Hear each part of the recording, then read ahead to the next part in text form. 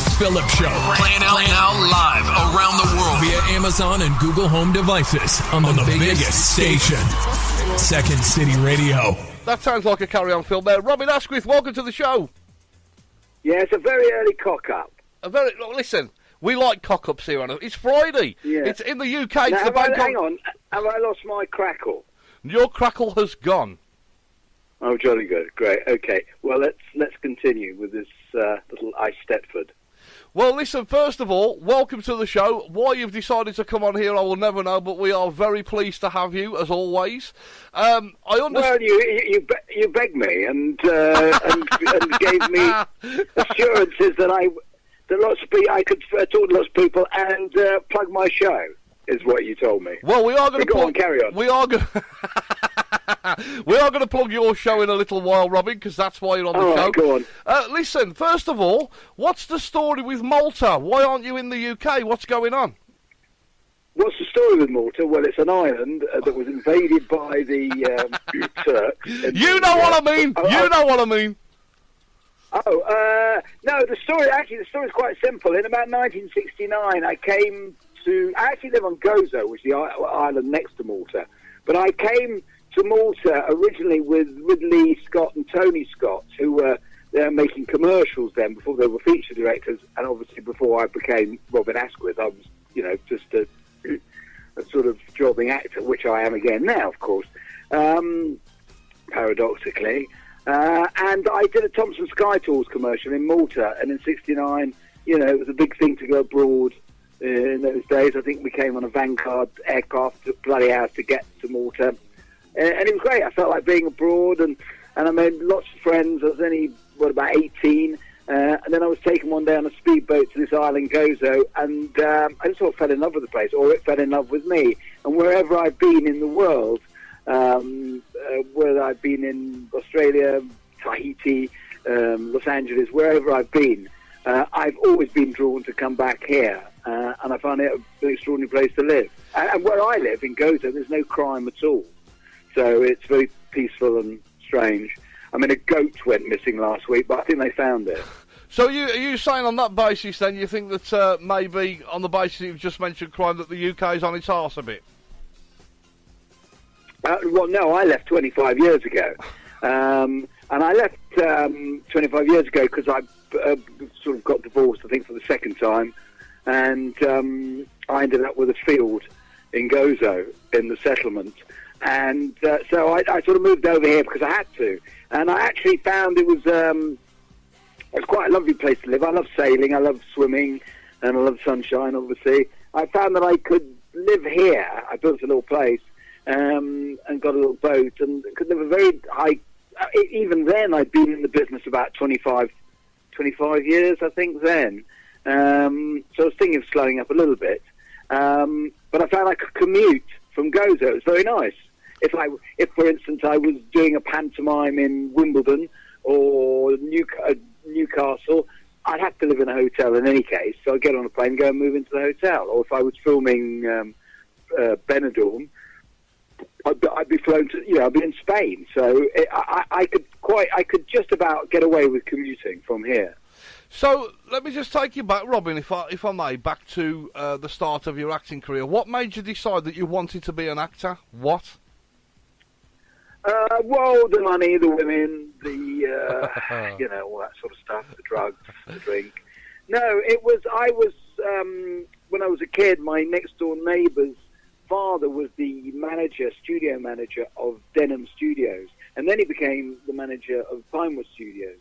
So as a kid, we went and always we were sneaked into the studio as sort of 8-9-year-olds, so to be quiet, stand at the back. And I witnessed films being shot like Cleopatra, The Servants with Dirk Bogarde and James Fox, I think. And I just fell in love with the whole process. And at school, believe it or not, I went to a very good public school, and my leaning was towards English literature. And I love Shakespeare, and I found I could read Shakespeare quite well. And so I had thoughts, original dreams, of becoming a Shakespearean actor, but with a sort of love of films hovering in the background. So when I was eventually expelled from school, erroneously, Lindsay Anderson, who was casting the film If, got to hear about this, and he actually came to see me in a play. And he said, "Oh, well, I'm casting a film." I didn't know who Lindsay Anderson was.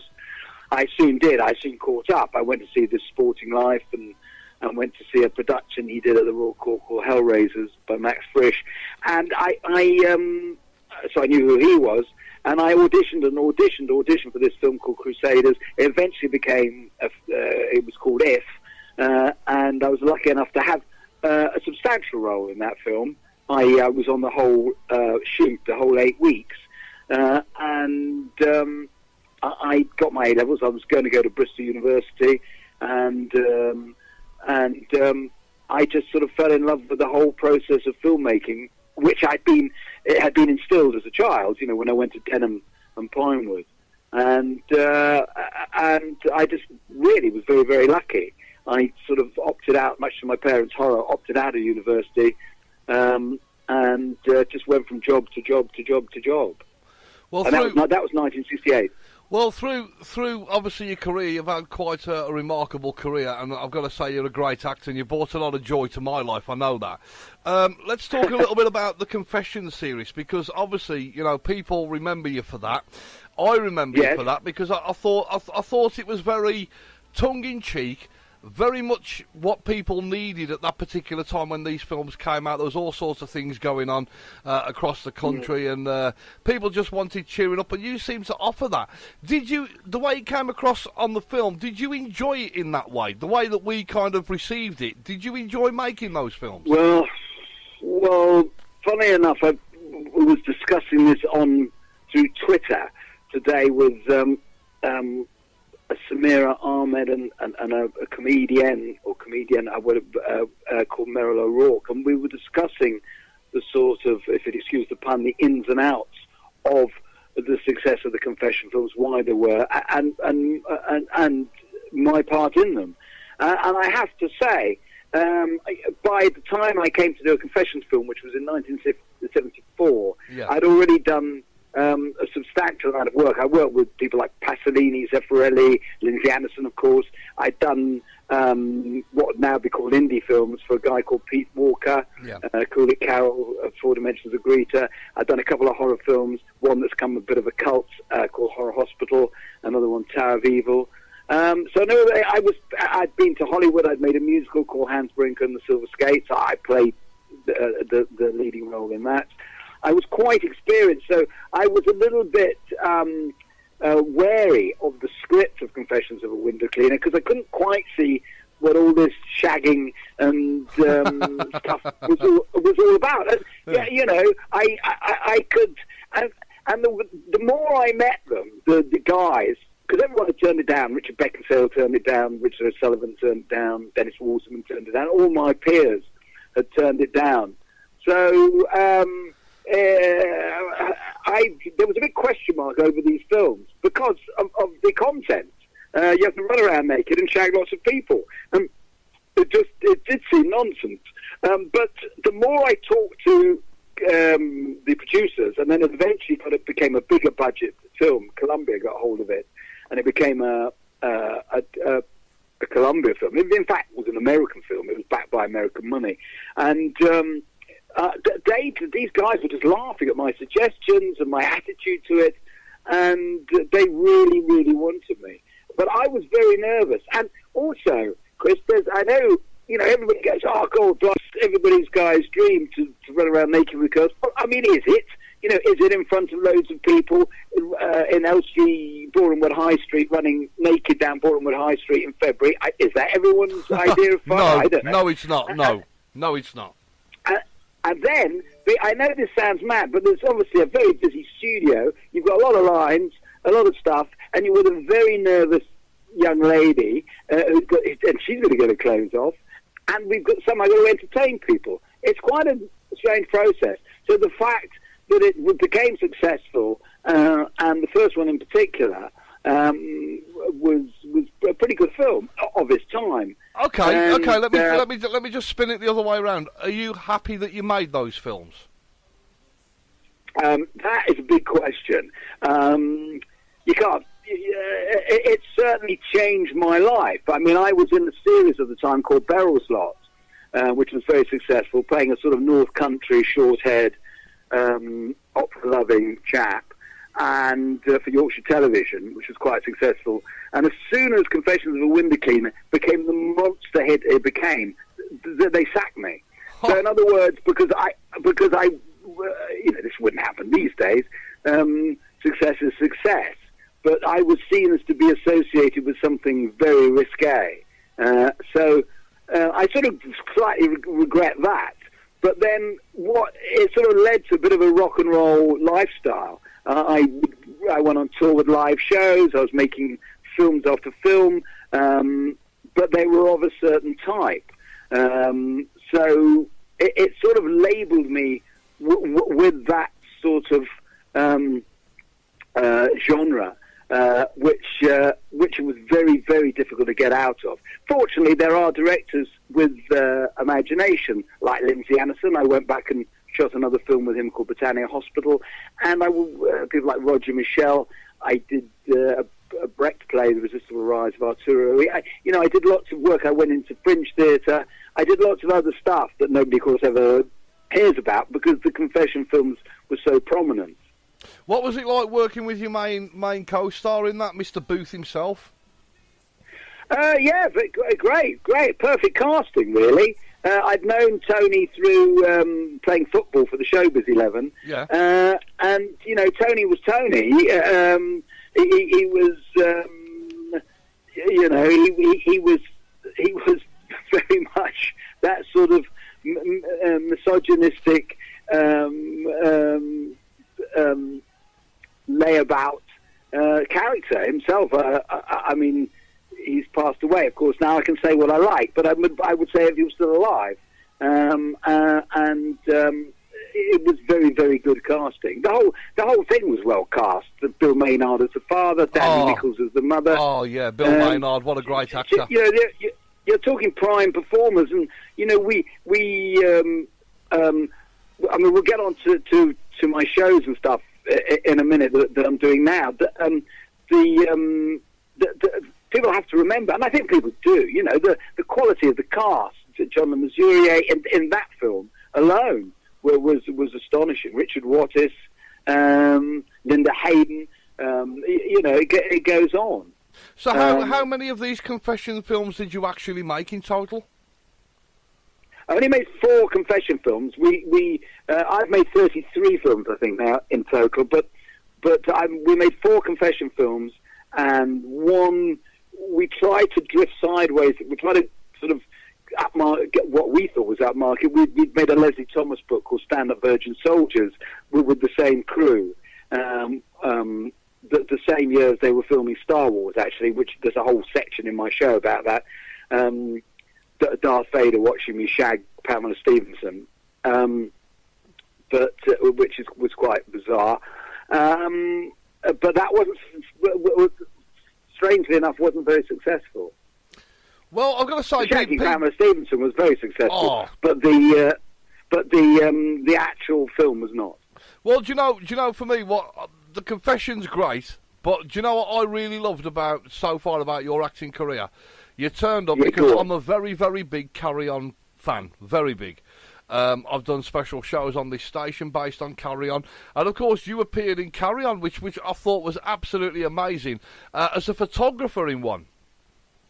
Yes, that's right, Carry On Girls. Well, what happened was, this is all I forgot about that when I was talking about pre-confessions. This is in 1972. In 1971, I think I did an episode of Bless This House, and I got on very well with Sid James, and he just sort of took to me immediately, and I think he immediately regretted, because it was between me and the guy who's now sadly dead as well, Robin Stewart. It was between me and him for the part in the series in Bless This House. Right. And they cast it really on the colour of the hair in the end. They just thought his colouring was more suitable. But it should be all the Dark family. Where would the blonde bloke come from? But in any case, but I'd got on well with Sid, and I played, I think, Sally Geeson's boyfriend. Well, this is what I wanted to talk to you about, if you don't mind, Robin. This is what I wanted to talk to you about. That series that you're in with Sid James, of course. I've watched a couple of those, and I think you're amazing. But secondly, what was Sid James actually like to work with? I mean, you're the closest thing. I mean, I'm a big Carry On fan. I'm a fan of yours. I'm a fan of that era. But you're the only one that can basically give it me straight. What was Sid James like off camera? Was he as warm as how he came across on screen, like you are, or was it kind of murky waters? What was it with Sid James? No, he was terrific. You hear all sorts of stories about all sorts of different people, but actually you only hear good things about Sid. And I think I put on my Twitter recently. I said he taught me how to gamble, he taught me how to drink scotch, and he taught me how to play black. And it got a huge response.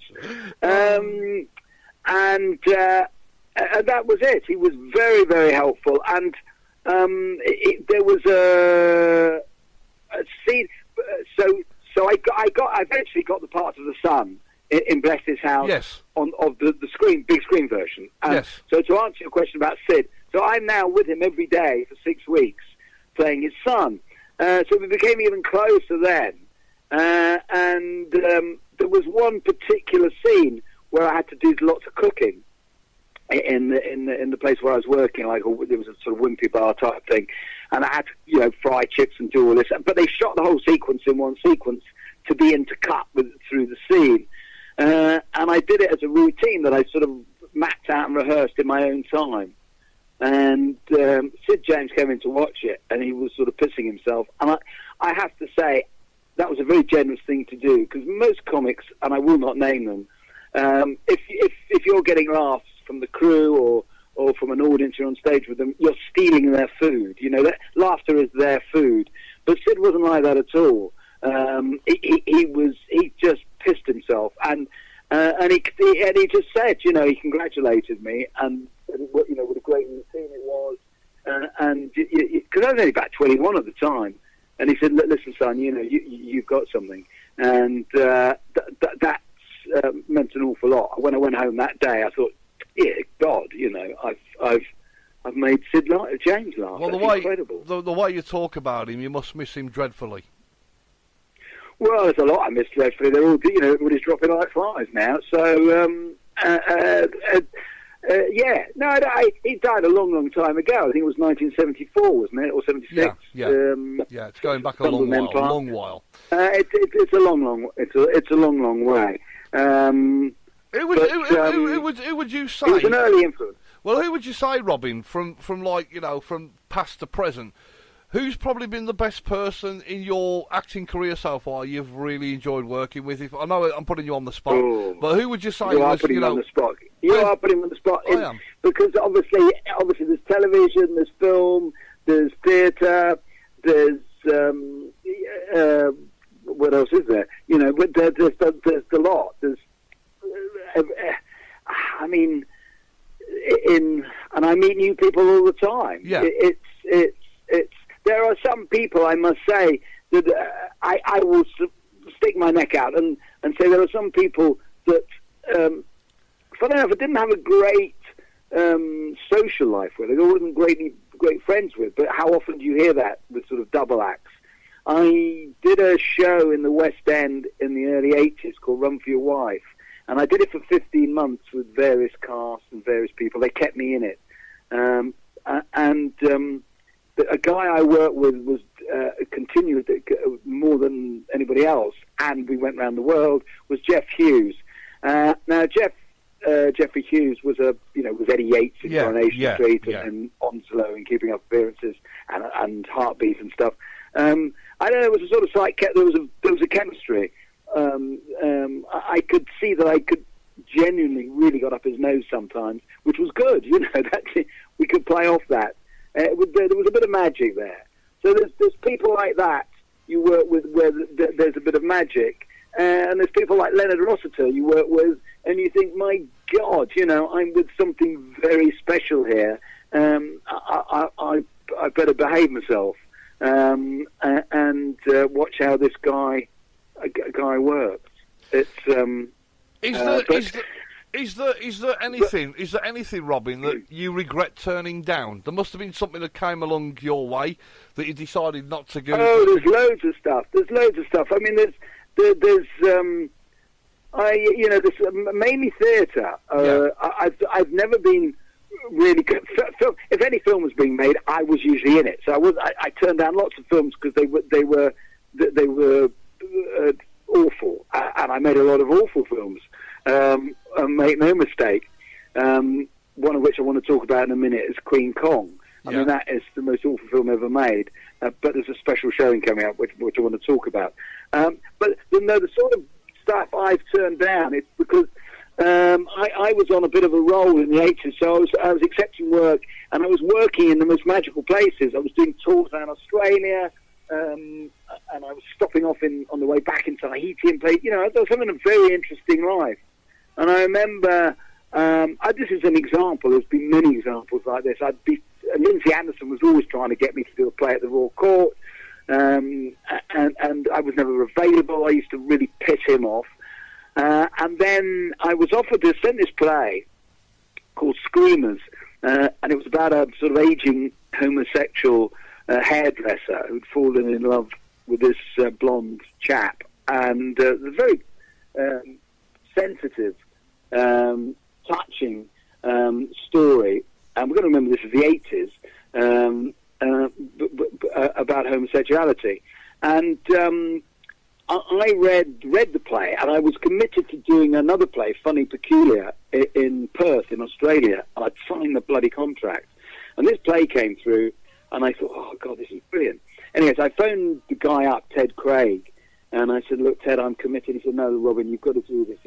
This has been written for you. You have got to do this. I said, I can't get out, contract's a contract. He said, well, this is important. And he said, well, I said, another thing, Ted. He said, I think I'm getting a bit old to play the young blonde bloke. He said, oh, no. We want you to play the old fat guy. I thought, that is fantastic, to have all my hair shaved off, put on a bit of weight, and play a fat gay guy, which I eventually did in a play called Dead Funny, a Terry Johnson play, and that was great. But so there's examples like that where that would have sent me off in another direction, would have been miserably good for my head to do a play like that. So there's stuff like that, but there's no earth shattering. I didn't turn down Fools and Horses. There's no real big commercial thing I've turned down because. Yeah, go on. I've got to say, Robin, we talk about all of this and all these things and regretful things, and you talk about, some of the films that you've made that didn't turn out to be as good as you thought they would at the time that you decided to make the film. But isn't that all part of piecing the jigsaw together, the Robin Askwith jigsaw? Oh, yeah. No, well, I'm not pulling my hair out. It was your question. Yeah. I'm not pulling my hair out at all. I was a little guy that was born in Southport. I caught polio. I was in a wheelchair for most of my early life. I was told I'd never walk again. And suddenly I was given this huge second chance. I was thrown into a swimming pool. I could suddenly walk. I suddenly could play sport. It was like that film with Robert De Niro and Robin Williams, The Awakening. I was suddenly came out of this awful situation and was given a second chance. So that the whole of my life has been fantastic. And to have done all the things that I've done, which is what my show is about, is extraordinary. 1 minute I'm smoking cannabis with Jimi Hendrix, and the next minute I'm laughing with Sid James, and the next minute I'm urinating in a Pasolini film. A more eclectic life I could never have wished for. It's been beyond my wildest dreams. But there have been mistakes, of course, as you say, which is what we all do. And then you're regretting me having you on this show. See, there you go. I absolutely love having you on this show. Seriously, do you know if you knew the amount of advertising I've done for this show tonight, you'd be amazed. Good, yeah. Good. Well, don't forget to plug my shows. No, we will be plugging your shows very shortly. That is next up. But before we talk about that, I want to talk about. So all these things are going on. Then, what happened with you getting the call to appear on the ITV comedy Benidorm? How did that come about? I'll tell you exactly how it came about. I was doing a pantomime in Southend. Well, funny enough, I've just done a pantomime in Southend with Lee Mead and Stacey Solomon and Bobby Davro, which was sensational. Having said I'd never do a pantomime again, I did that, and I didn't regret that. That was bloody hard work, but my God, anyone that's listening that saw that panto, please tell me I'm wrong. But I was doing another panto, a good one with the Chuckle Brothers, and I got this call from my agent saying this guy Darren Litton had contact, he's a big fan and everything else, and would like to meet you because they're trying to cast a Robin Askwith type character, and would you go along? I said, but I am Robin Askwith. Do they understand that? So, oh, yeah. But I said, this is a weird meeting. They want a Robin Askwith character. Yeah, they want you to be like Robin Askwith. I said, what do you mean be like Robin Askwith? I am Robin Askwith. Anyhow, so I went along to this very bizarre meeting with Darren Litton, who's a friend to this day, and he's the reason I'm doing this show, by the way. We had this bizarre meeting where I had to read stuff and be like Robin Askwith, and he and the director, a guy called Sandy Johnson, who's a fantastic director, were just sort of pissing themselves, and so I was cast as that horrible con man in Benidorm, and then they sort of got me back, and it was me and Sheridan Smith before Sheridan Smith became really famous, and that was just great. It's only a shame that my character ended up sort of beating people up and being so nasty and stealing. It was very difficult to get me back in, although he did sneak me back in for an episode recently. So, but yeah, that's the sort of stuff I do now. 1 minute I'm in Casualty playing a drug-addled, alcoholic grandfather. Then I'm playing a con man in that. What else? Oh, and I was in Coronation Street for 6 months playing that rock star, Richie DeVries, which was great. I mean, to be in Coronation Street, that was fantastic. That was a great experience. So I do spread myself around a bit. Well, you've done so many things. I mean, so many things. But the point I'm making is, of course, to people in this country, in the UK especially, you are a legend. The things that I've received on DM on Twitter about yourself is amazing. And that brings me to the point of the reason that we've got you on the show tonight, is let's talk about what's coming up. It's all yours, Robbie. Well, I'll tell you what it is. I sort of was leading into it, and we got into it via Darren Litton. But Darren, we used to go out every night in Spain, and it was the late Jeff Hutchins and Johnny Vegas, Paul Baisley, fantastic company that they are, Steve Pemberton. And we used to go out, and I thought we'd get on one and tell some crazy story about someone, something, somewhere, doing something, as I say, with sort of being stoned with Jimi Hendrix or something, and they would their eyes would be, you did what with Madonna? Their eyes would be popping out of their sockets, and I'm going, what's funny, what's going on? They said, Robin, you've got a show here. And I didn't believe them, because first of all, it's very egotistical to have a show about stories about yourself, I felt. Anyways, over the last 5 years, I've sort of developed it with Darren's help, with other people's help, I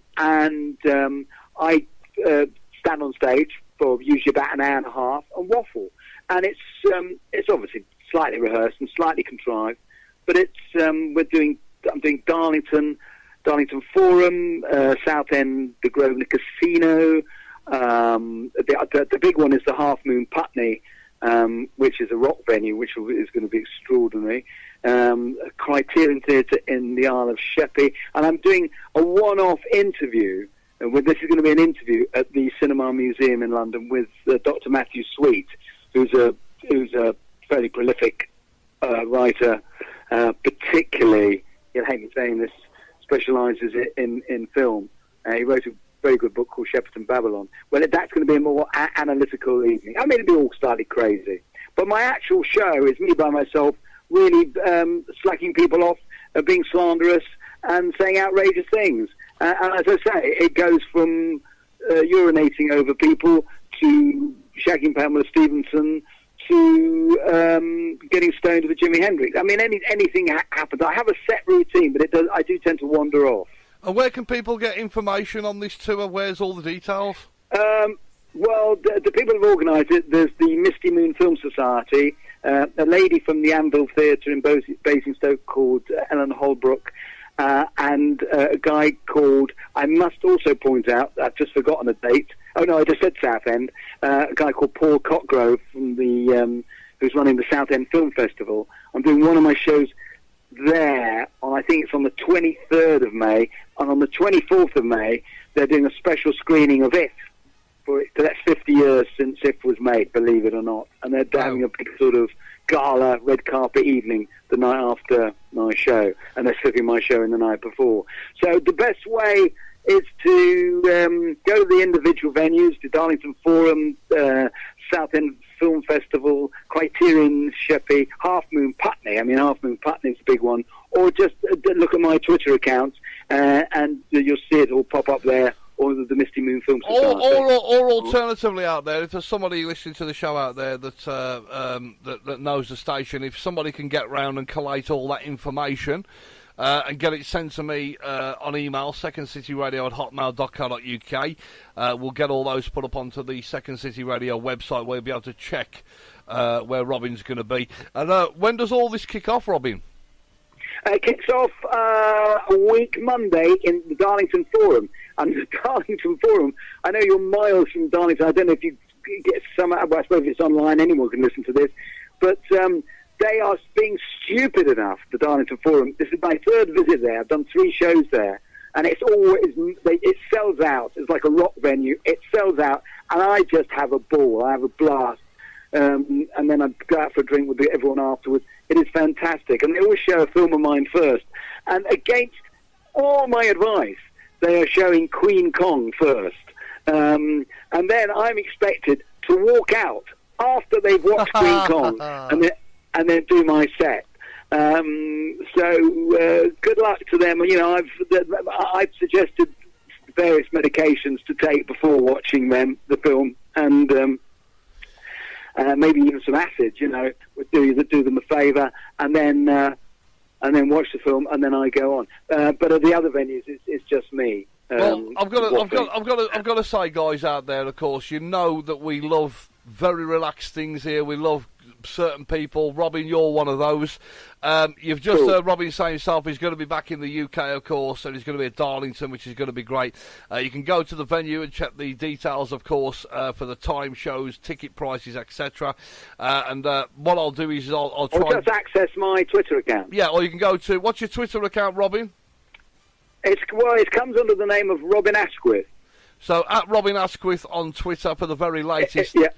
What I'll do is I will try over the bank holiday weekend. Quite easy to remember. Well, I'll try over the bank holiday weekend to see if I can collate some of the shows and put them together.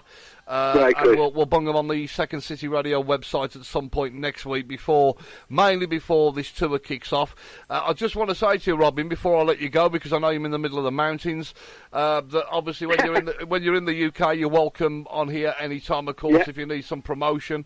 You kind of don't have to book for my show. You just turn up like Ollie Johnson, not name dropping, but that's what happens here.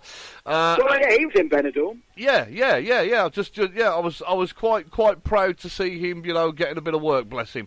But listen, guys, we're talking about Robin tonight, of course.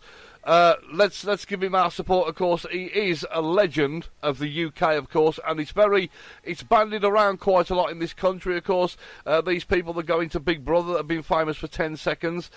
This is a real actor. This is somebody that's been through the lot, everything. Not somebody who's been on fucking Big Brother for 10 minutes, of course, who's opening a salad bar. We're talking reality right here. Robin Askwith, of course. Go and see him around the UK. Big business, very funny, great movies, of course. You can follow him on Twitter now at Robin Askwith. Robin, stay on the phone for me, and thank you so much. Before we go, we have to do this ritual thing. There's one or two people. Trousers off. Yeah, there's one or two people I want you to say hello to before you go, because this is important, because we like to do this on here. Can you say hello to Mandy Phillips? Oh, yeah, Mandy. So I spoke to Mandy the other day. Hello, You did. Mandy. That's my other half, but also a radio presenter. Yes, I know. I spoke to her the other day. Can you also say hello to Maxine? Maxine, hello, Maxine. Hello, Maxine. Can you say hello to Ruby? Ruby. Oh, I've got a Ruby. There was a different voice for Ruby. Hello, Ruby. Ruby lives in a fantastic part of Wales. I don't know if you've heard of it, called Barmouth. Oh, Barmouth, I know. Yeah, I know Barmouth very well. I used to go camping in Barmouth. There you go, Yeah. Ruby. There you go, Ruby. That's something. That's something for you to dine out on tomorrow night. Robin Askwith knows Barmouth. She can have a Ruby. Can you say hello to Andy Bruce? Andy, all right, Andy? He's All right, mate, Andy Bruce. Yeah. he's been sharing all your stuff. I know. You mustn't throw a name in that's like tricky. You know what I Mike Hunt or something. You don't do that to me. Can you also say hello to Anne Marie? Anne Marie, that's safe. Hi, Anne Marie. Well, I'll see. We're working it. Christopher Ashford. Christopher Ashwood. Yeah, he's a good guy, Chris. Paul Rhodes. Paul Rhodes. And can you say hello? I'm frightened to death you're going to slip a naughty name in. I'm not going to slip it all out. I'm going to get you to say hello to Sam Kane, of course, who is the lovely other half. Oh, I know Sam Kane. Yeah, I know Sam Kane. Yeah, very well. Hi, Sam. Sam does a great show here on a Sunday morning. Does a 60 Oh, good. show. Yeah, no, he's a good guy. Well, listen. Oh, and can you also say hello to Eileen and Trevor? Eileen and Trevor. Hello, Eileen and Trevor. And Keep at it. And can you say hello to Christine Gibbons, who I know has seen those films back in the day? All right, Christine, I'm sorry you saw those films. You're most probably now wearing very thick glasses. Listen, stay on the phone, Robin. It's been great to have thank you so much. But All right, listen, don't be a stranger. Come on again. All right. Right, Hey? you come on again whenever you like, Robin. It's an open house for you. All right, mate.